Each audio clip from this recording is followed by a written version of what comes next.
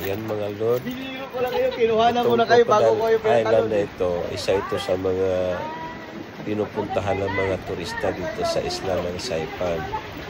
Kung mapansin niyo, napakaganda ng view, puti ang buhangin, tsaka ayan, nag-i-enjoy kami. At nakita mo yung mga bato, yung pangpang, kamangha-mangha, akit-akit. May patalon-talon pa kami dyan eh. Ayan. So, ano kaya mga naglalaro ba yan sila? Naglalaro ng jumping-jumping. Ihukay natin siya na dito Ayan. na yan. Maganda. Parang nasa bundok pero ano, nasa tabing dagat lang yan. Maganda, puti ang buhangin. Tsaka malinaw yung tubig. Ayan, yung araw na nagkasundo kami na ano, mag-hiking.